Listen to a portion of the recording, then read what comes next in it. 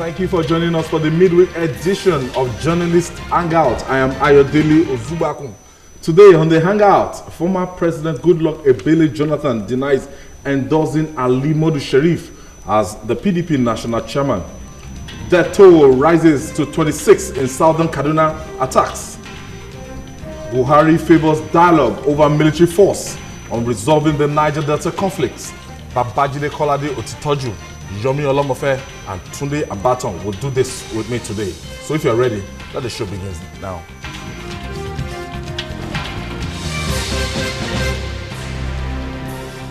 The People's Democratic Party is going through difficult times. Last Friday, an appeal court in Rivers State validated Ali Modu Sheriff as the chairman of the party. Earlier this week, some media organizations reported that former President Goodluck Jonathan met with Ali Modu Sheriff and endorsed him as the party's chairman. But the former president has come out to deny that report. He said he met with both Ali Modu Sheriff and Ahmed Balkafi with a view to resolving the prolonged crisis. When will the PDP resolve its intra-party crisis? Let me start with you, Jide. It's the way it's looking at, and I want to, let's talk from within, because journalism, the level of professionalism in journalism considerably, might have dropped or is dropping or has dropped. Because when Goodluck Jonathan met with Ali Modu Sheriff and he also met with McCarthy, maybe they spotted Ali Modu Sheriff that came out to snap picture, because I saw the picture when McCarthy was in that picture. That is not good enough to say Goodluck Jonathan had gone ahead to endorse. Yes. You see,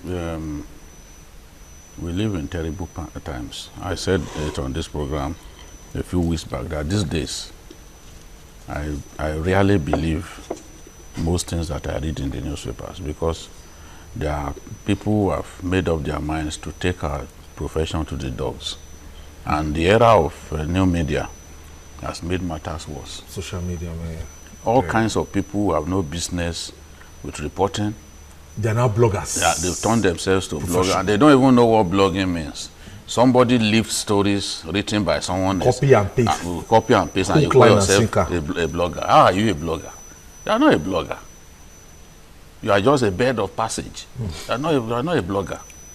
So the birds of passage who have come into our profession because they cannot find something else to do, they are the ones doing damage to the reputation of journalism. Of course, in any profession there are bad eggs. There are still bad eggs who did not find themselves by accident in journalism. There are some who make up their minds from the beginning to say, this is what we are going to write. We want to mislead the people. So, and when I saw the thing, because I know that about 2 weeks ago, the PDP Strategy Committee released this report. Goodluck Jonathan was there. And in that report, they were talking about how they were going to ensure that direct primaries were conducted without the kind of acrimony that happened in 2014 that made them to lose 19 potential governors to the APC. Those 19 fellows are today governors on the platform of the APC. So they were just walking around these things. It is not difficult to know where Goodluck Jonathan belongs. There are very few state chapters of the PDP today that are working with Sheriff. There are very few. Very few. Even in the north, where you expect that this maybe is gaining ground. I think in the northeast, Borno State, that is run by caretaker, the same Sheriff that doesn't want caretaker chairman, his own party in the state of Borno is actually being run by a caretaker committee. So they are on his side. Then, of course, the Taraba governor, who has told people that they're long-term friends, he can openly come out and oppose him.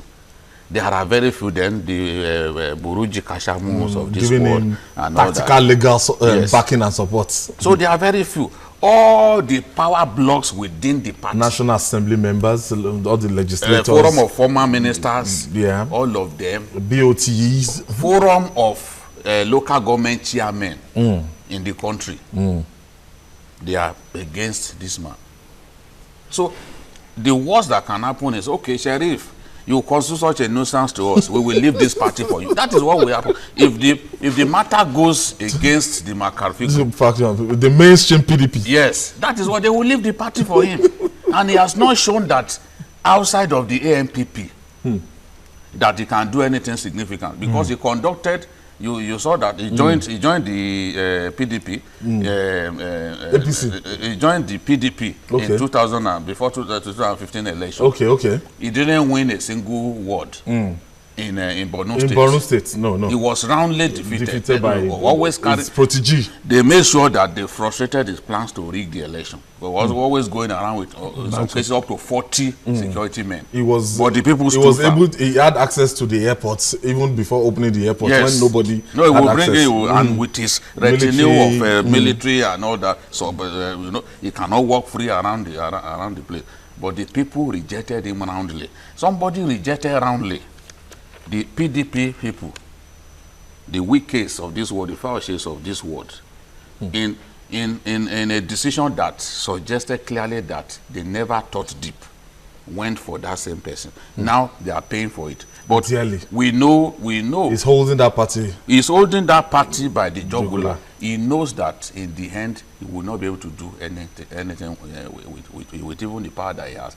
He's been calling people, trying to get support. Legitimacy. And some of the people that I've been calling, like I was speaking with a staunch APC leader in Kaduna. I said, what are you people doing? He said, let's wait for the Supreme Court.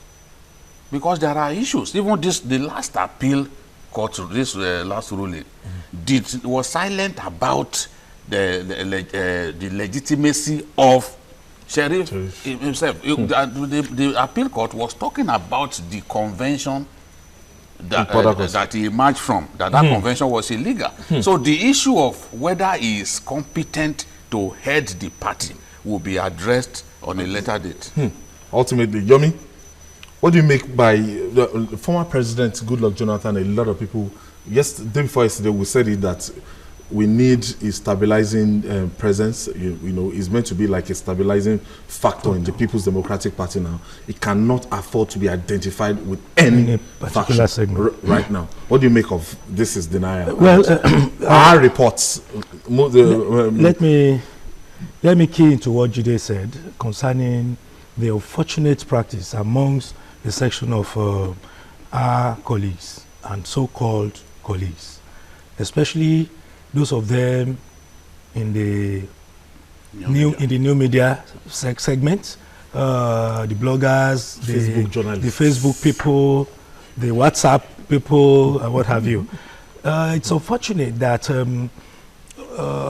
caution, ethics, and professionalism is being largely thrown to the dogs here.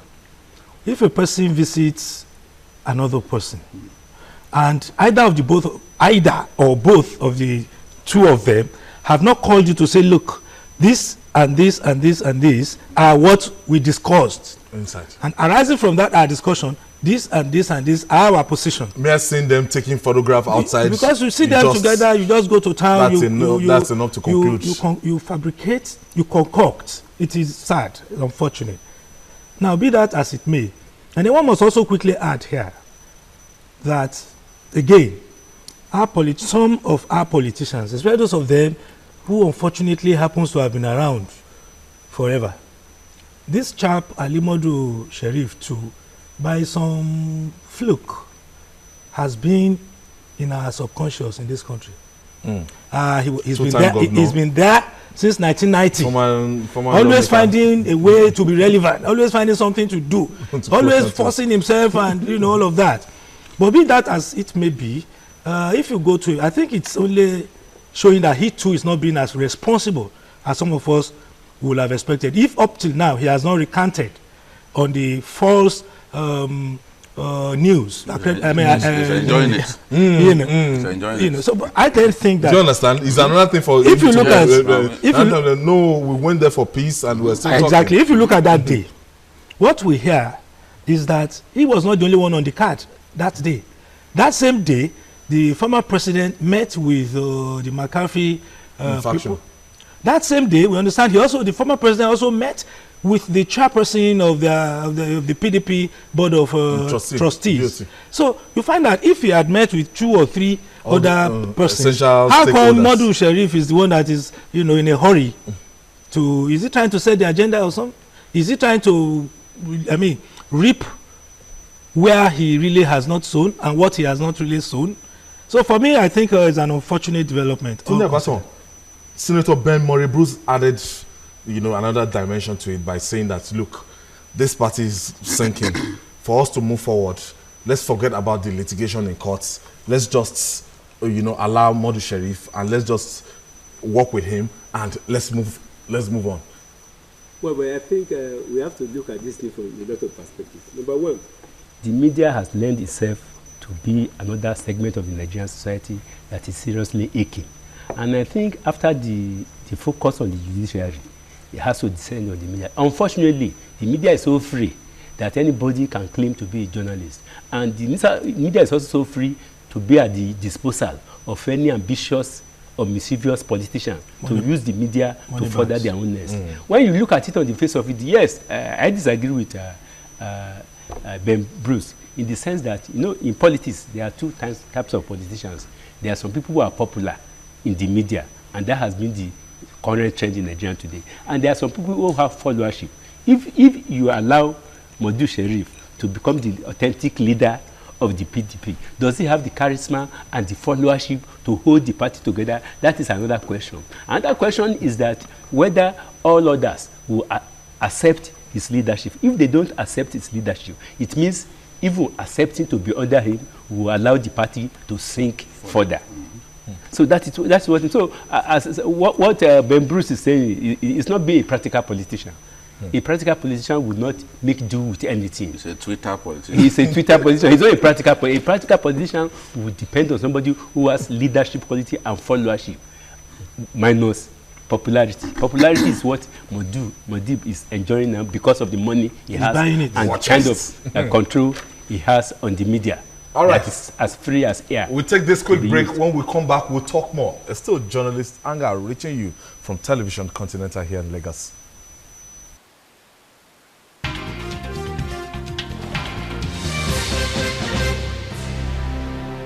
Come back. We're still looking at the intra-party crisis within the People's Democratic Party. Gentlemen, you all agree with me that we need a vibrant opposition party, yes, and we can't afford, the People's Democratic Party cannot afford to be a failed party. And that issue of, leaving that identity to establish a new party, I don't know, Jide, what are those options, on the table for the People's Democratic Party? Because the more you try to kill Modu Sharif, the bigger Modu Sharif becomes. It's like, I'm telling you, it's a big problem. For those people that brought in Modu Sharif, I'm sure they're still regretting now. No, they are regretting. And first, he has apologized repeatedly, for misleading other people.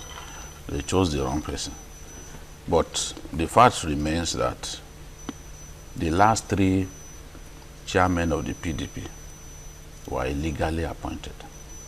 The last 3, right from Mamanga took up. No, okay. Muazu. There are 3 now. When you take Muazu, okay, then McCarthy. Oh, okay. The Sheriff, okay, and then McCarthy in that order. Okay, that order. Okay. The last 3, election period chairman. Because election season. Because they emerged in clear violation of the constitution of their party. Sheriff is a product of the amendment of the PDP constitution, Article 47, Rule 6. What the PDP constitution stipulates is that if you want to amend the constitution of the party, you must let the National Secretary be aware at least 2 months to the amendment. The National Secretary will now involve the state chapters. He must do that. He must give them that notice. Not less than 1 month notice. And he must state the specific portion of the Constitution that they want to amend and give reasons why. Yes. For the proposed that is before the convention. 1 whole month before the convention. But what the PDP guys are saying is, look, Bamanga Tukur left suddenly. The heat was too much for Bamanga Tukur from the governors. He left suddenly. He couldn't manage the crisis of the exit of those governors. And the portion in bringing in Mohazu, they now said, okay, the caretaker chairman or caretaker committee that we supplant him must serve his term. You know, he came from Bauchi State, not east, just like Bamanga Tukur, you know. But the issue is, you did not follow the stipulations in your own constitution. And that was why Sheriff was sacked by the Abuja court. And another court, Sheriff was sacked in June 2016. Another court in August validated the sack for just one reason, that the portion of the PDP constitution that was amended in 2014 was amended in substantial non-compliance with the provisions of their own constitution. And people have argued that, oh, but it ought to be the internal matter of the party. But where a party refuses to follow its own rules and his own, the court will now, then the court can come in and help them. So that's what I'm saying. Rules look, are crystal clear. You say, okay, even Sheriff has been saying that caretaker chairman is unknown to the PDP constitution. Yes, that is true. But the manner in which he also came in cannot be supported by the constitution of their party. So they've actually had 3 straight illegal chairmen for PDP. So I'm confident that the Supreme Court, if they will do their job well, will be able to resolve all these issues and establish whether Sheriff has legitimacy or not. Once that is established, then the party will now need to call a convention, an extraordinary convention, and they have to do that, where they would now have to choose leaders that will be acceptable across board. Anything less than that, the party will just remain rudderless. You know? In the last 16 years or so, the PDP has enjoyed, you know, massive support in terms of, as in this particular group in the PDP, the Governors Forum. So the Governors Forum was a very, very strong voice within the People's Democratic Party. And if you see the model, if you see the model APC is running now, you now discover that the Governors Forum is not as strong as, you know, they have in the People's Democratic Party. So what level? Those people just went to Port Harcourt and they just decided, they didn't pass a vote of no confidence on Sheriff first, as required by the NEC they're meant to do and everything. They just went, supplanted Sheriff and pronounced the caretaker group. So, lesson for history, the position of these governors in political parties. Well, I think adequate care and attention must be given the notion that some set of people appear to be so very powerful and larger than life in any organization, really. If that notion, that impression is not worked at, the chances are that these folks who are thus seen as powerful will continue to put the larger party in jeopardy. A sizable portion of the blame for where the People's Democratic Party is at the present time can also be righteously placed on the doorsteps of this governors forum. You know, if you perpetuate irregularity, it takes you back to the same thing: chaos, confusion, anarchy. A process is faulty by their arguments. They have convened a meeting in Port Harcourt. Without correcting all of the faults in the previous processes, they have perpetuated further irregularities. And so that has bring them to where the party is now.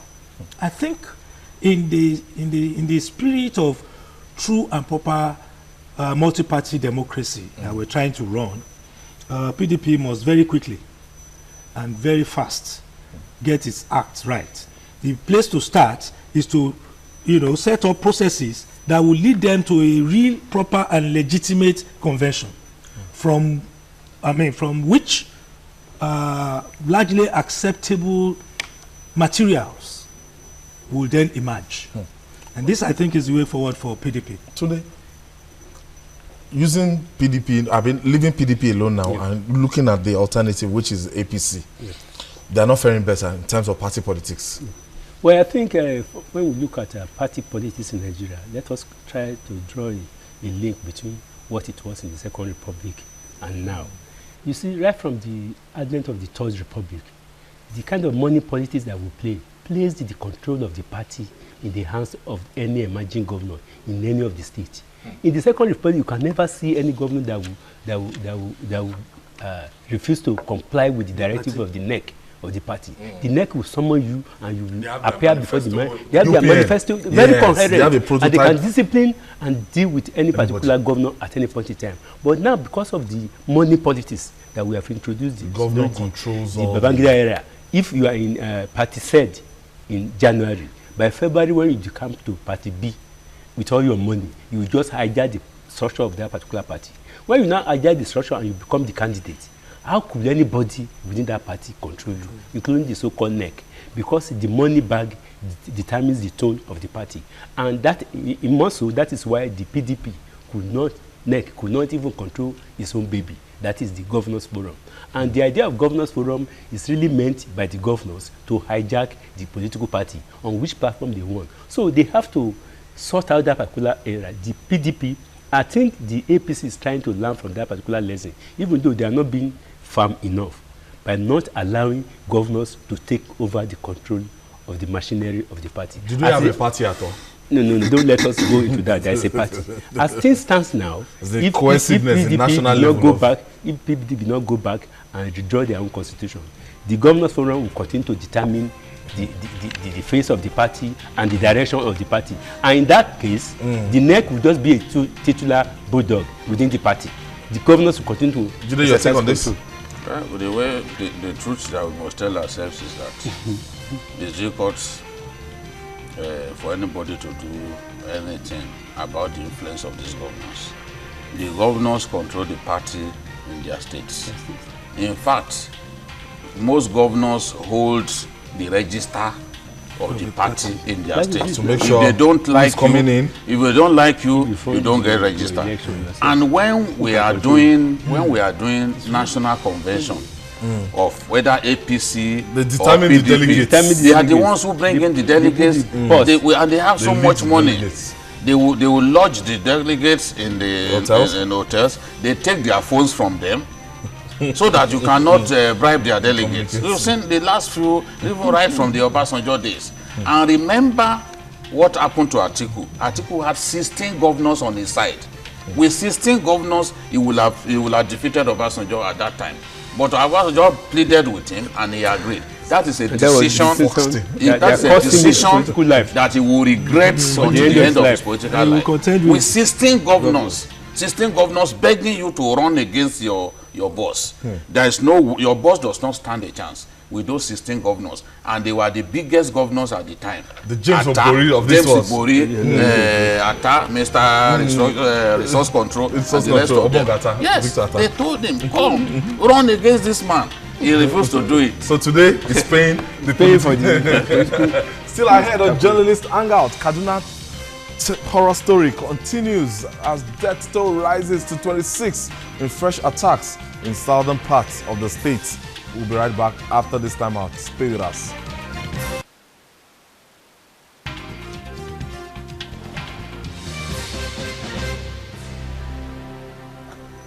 Southern Kaduna is sadly in the news again. It is the news. It is in the news because of the wave of terror sweeping across its streets as refused to cease. Between last Sunday and Monday this week, 4 villages were attacked by the Fulani militia and more than 20 persons were gruesomely murdered. Among the dead were 2 police officers. Today, villagers are grieving. Families weep as they bury their loved ones. Reports say more than 10,000 people have been displaced so far. As this horror story gets really disturbing, the State Security Council imposed a 24-hour curfew on the affected communities. But will the curfew change anything? Maybe. Last December, a 24-hour curfew was imposed on Jema's local government, and despite this, 6 persons were hacked to death in Goska village. When will this horror tale stop, gentlemen, today? Well, I think basically we really have to look at Nigeria as a country. The question you ask is that, why is it that in the last 2 years or so, the unity of Nigeria has never been so disunited as we have today?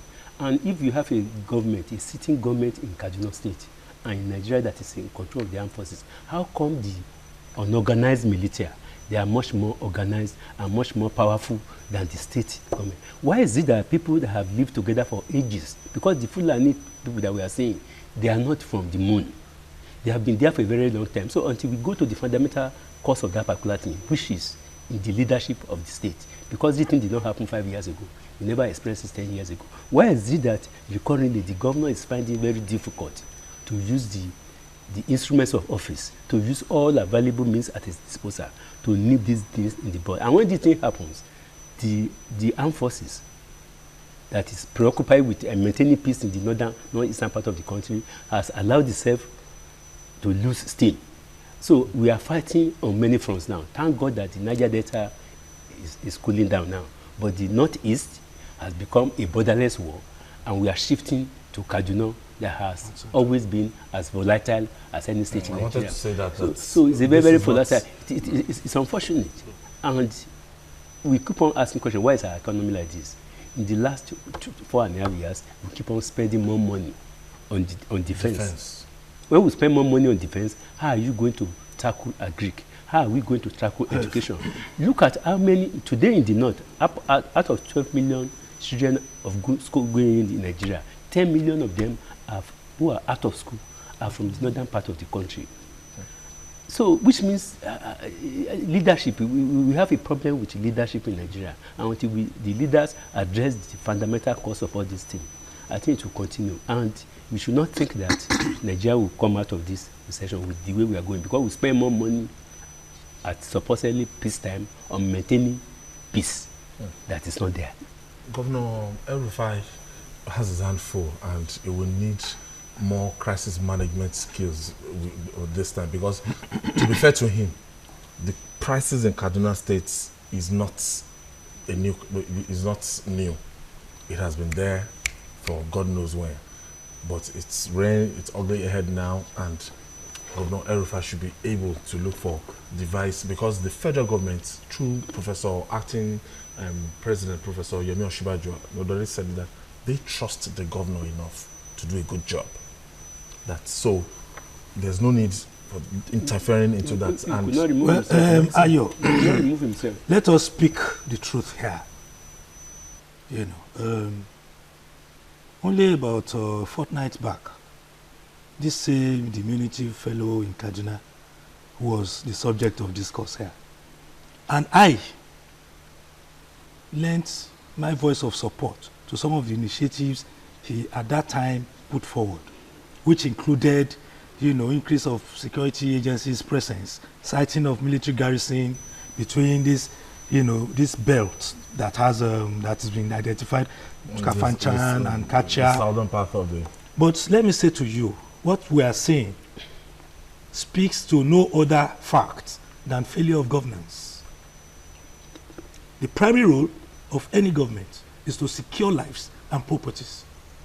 And when a certain segment of lives continually gets wasted for want of, I'm still waiting for somebody to educate me as to reasons why people will just wake up, go and kill, and then 2 weeks later they will go back there, go and kill. So for me, Ayo, let me say it as I see it. Governance is failing seriously in Kaduna State. And I think the governor should be held accountable, more accountable, especially now. Each time he comes out to say, look, this and this and these initiatives have been profiled, it's been considered, it's been worked out. Less than a week from that point, there must be massacre. And then this massacre involves only people in a particular region. Now you say you impose curfew. Other people are inside, trying to be law-abiding, trying to respect the law. It is in the guise of curfew in place that other people now go to town to commit mayhem, to waste life needlessly. So I think really and truly, the governor of Kaduna State owes it to his people in that state, especially those who are also not indigenous of Kaduna or citizens of Kaduna, so to speak. He owes it, and who are not Muslims or who are not Fulanis. He owes it to them to ensure their safety, to ensure their security. And time has come to stop playing to the gallery here. Jide, do you think we were fair to Governor El-Rufai? Well, accusing him of not doing anything to stop the killings would be dishonest. I don't think that I will be making sense if I blame Shetima, the governor in Borno State, for the killings in Borno. He's been there, the killings have gone on for years. He's not been able to do anything about it. But will it be fair for me to just blame him squarely? Or to say the failure of governance? Yes, it's not, you see, failure of governance can have something to do with violence and all that. But what we are saying is where you put security men in place and response to violent upheavals is slow. Because that's what happened in Goska. There was a curfew in place. Before these people, before the security men got to the scene, these guys had killed so many people. Even this last one, thank God for the policemen that moved in quickly. But before then, they had already killed a lot of people. El-Rufai will not come to southern Kaduna to defend the people. He has no means to do that. The security people must do their job. They must do their job diligently. The governor can only do his best. Because control them directly. It's just like, of course, Ambode has been shouting, we don't want kidnappers, we don't want this. He's been threatening them, but they still continue to kidnap people in Lagos State. Will it be right for me to say, oh, because they are kidnapping people in Lagos State, Ambode has failed? It will be unfair to him, because we could find ourselves in that position and look and see how helpless that we are. I've seen the wife of the Borno State governor crying in public when she went to Chibok. When you are in a place, you cannot deal with certain situations, not because you want to watch people die, but because you've tried your best, but these killings continue. I've said it, and the solution is, it is the people who will decide. Even if you put all the soldiers in the world in southern Kaduna, the people must agree to live together. They must agree. The hatred is too much. People are, these killings are not just ordinary. I think they have to they have to go the way of justice. Look at. Because they are not coexisting. You know what is happening? Silent killings are taking place. When silent killings take place, then suddenly we hear that Fulani militia, they've invaded the town. Somebody is riding his bike. You say, oh, this one is not one of us. Boys, youths are forming. They are creating illegal checkpoints, identifying people and killing them. It's difficult for me to say it's El-Rufai who told them to go and do that. So it's the people who must come together and tell themselves that, look, enough of this bloodshed. Let us stop killing ourselves. We must get to that. I think in Plateau, they eventually got to that. Before that, more than 2,000 people have been killed. More than 2,000 people have been killed. Just nuts and just nuts. Barkin Ladi and the rest of them. You know? Yes, I agree that where you are unable to provide security, nobody else takes the blame but you. But we must be careful about our expectations. Okay. They pleaded for military formation. Burate went there to do the foundation laying. Some people went, destroyed the foundation. Do those people look like people who want peace? Can that be blamed on the governor? So you see, this thing will continue until the people agree. When they agreed in Jos, in Plateau State, that they will make peace, they started playing football amongst themselves. The leaders came together. Today we have peace, relative peace in that place. But it will not happen in one day. 5 years ago, it will not happen in one day. The people must commit to living peacefully together. It's not the job of the governor. They must commit. Do you agree with Jide? Well, I think, like I said, living together is a continuous process, which people must make up their mind to address. At least we know that in the northern part of Nigeria, there are many other people from other parts of Nigeria that are living peacefully. I think, like he said, the people must make up their mind to harbor and tolerate others who belong to opposing views. That is when we can build a nation. Like I said, nation building is a continuous process, which we must explore everything to make sure that it works. Romy? Yeah, we cannot get tired of talking about peaceful coexistence and the right to life for all and sundry. So I think, yes, I will subscribe to efforts to continually discuss terms of living together in peace. Tolerance, accommodation by the people. You know, I think, well, that's a way to look at it, really and truly. All right. We must learn to live together as brothers or perish together as fools. That is Martin Luther King Jr. So I think from Jide now to the people of Kaduna, from everybody here, people in southern and northern Kaduna must learn to live together. I'll take this break. When we come back, we'll discuss more. It's still Journalist Hangout. We'll be right back after this time out. Stay with us.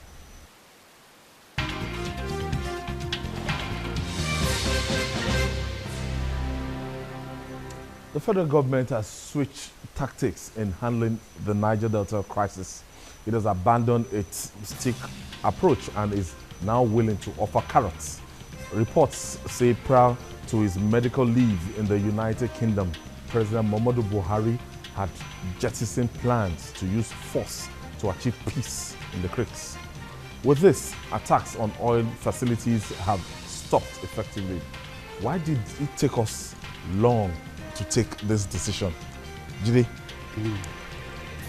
I think I must commend the Vice President, his tour of the South-South. Short to diplomacy. Oh man, it shows that, look, we can achieve, so much by Jojo, because it shows that, look, the terrain in the South-South is peculiar, which the Nigerian army, they're going to have challenges, because those guys in the creeks, when you see this place they call the creeks, even for those people that have been there, they know what we are talking about. So it's difficult to flush them out from that creek.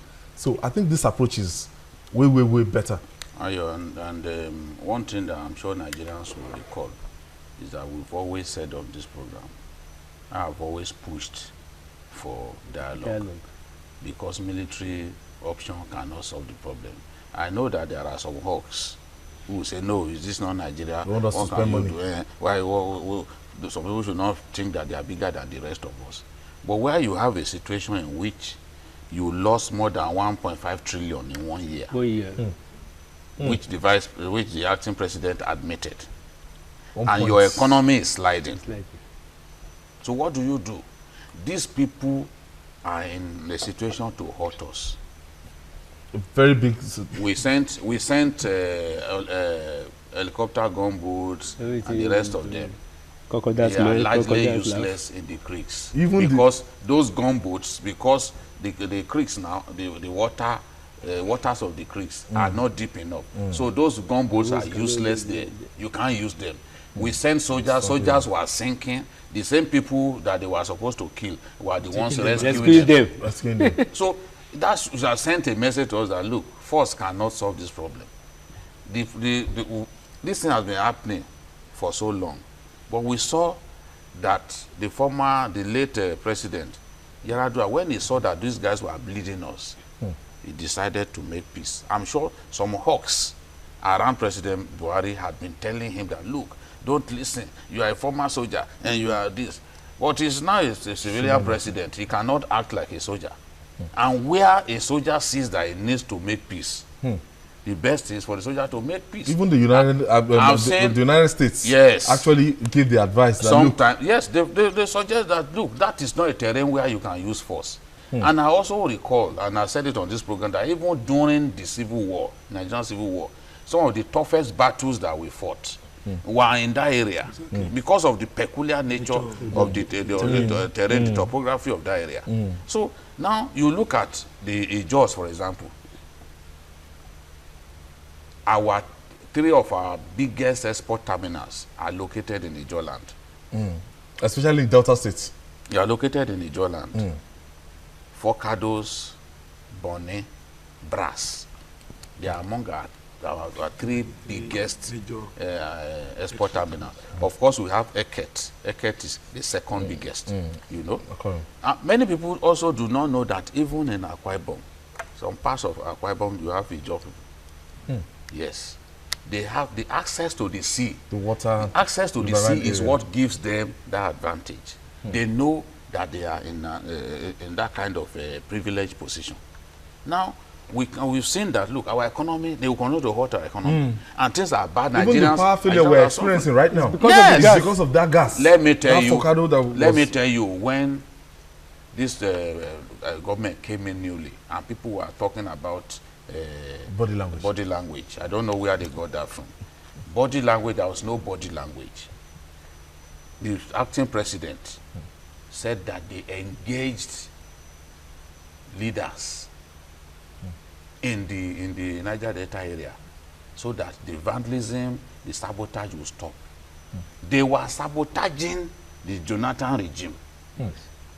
So, but before the Muhammadu Buhari regime took over, as the acting president himself said, I remember clearly, he said they engaged those people. That was what happened. So when they engaged them, the sabotage of gas pipeline stopped, and Nigerians were enjoying electricity. Then some people attributed it to Buhari's body language. No, this was what happened. And right now, we are facing sabotage.